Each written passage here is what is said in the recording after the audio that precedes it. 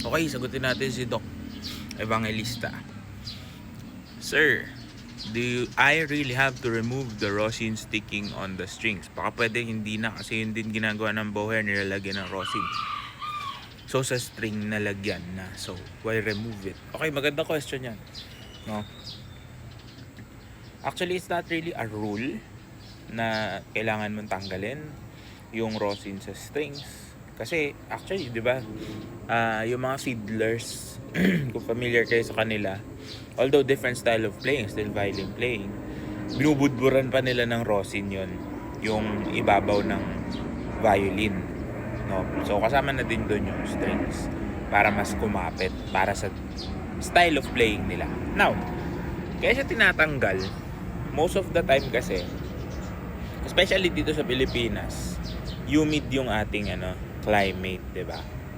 So, basa yung hangin. Ang rosin kasi is not powder in a sense. Pina-powderize lang siya. 'Di ba? Or nagiging powder lang siya. But it's more of a hindi naman siya crystal eh. I don't know kung ano man siya, 'di ba?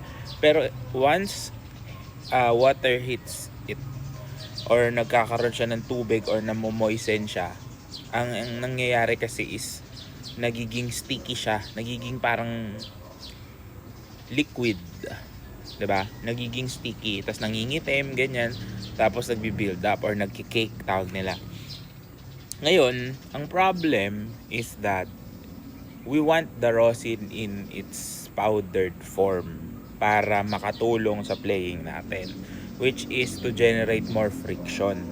Ngayon, kung hindi na siya yung powder form na yon, what ends up happening is sa varnish sinisira niya yung varnish, number 1, yung nangingitim na yon.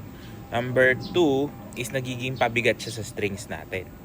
So, while it makes sense na iwanan mo na lang yung powdery substance on top of your strings para nga naman kumapit na yung bow mo, ang ending kasi hindi na siya powder pag natuyo siya doon. Pag nag-moisten siya at natuyo siya doon, anong nangyayari? Nahihirapan ng gumalaw yung ating strings because of the build up of rosin. So mapapansin mo yun, magiging parang ang hirap na patunugin, no, ng strings natin pag nangyari yan, especially dito nga sa Pilipinas, lalo na ngayon, no, sa panahon ngayon. Kung mapapansin nyo, if you've been playing right now during this rainy season, mapapansin nyo na parang ang hirap patunugin, parang andulas lagi ng rosin or ng bows natin.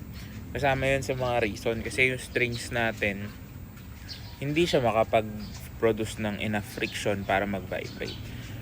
So pwede naman. But yeah, that's the reason why we remove it, why we clean it up, kasi mas malaki yung harm na nagagawa ng excess rosin kesa sa linisin mo at gamitin mo yung bow mo na may adequate rosin.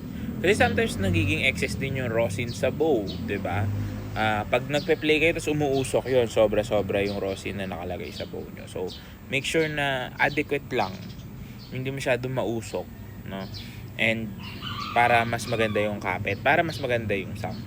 Kasi pag naiwan siya, nag-cake siya doon, nabasa siya, natuyo siya doon, masisira agad yung inyong strings. Kasi hindi kaya ng kuskus lang. Pag nandun na yon, natuyo na siya, as it's yung parang black na libag na substance.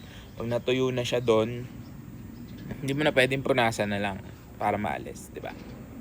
Kailangan mo na siyang gamitan ng special chemicals or harmful na mga solution. Matatanggal siya pero kasama na yung varnish, for example. O kaya sa string naman, no, ang suggestion ng iba, alcoholin mo daw, pero may studies daw that shows yung alcohol can seep through the winding and masisira agad yung core or yung mismong material na nag-hold doon sa string. So mabilis ka masisiraan ng string, mabilis mawawala sa tono.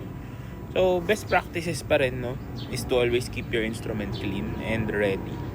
So although some people do it, I would highly suggest, kasi nga dito sa country natin is very humid, is talagang punas. Yun yung pinaka-preemptive measure na. Sana nakatulong to, Doc. And good luck sa inyo.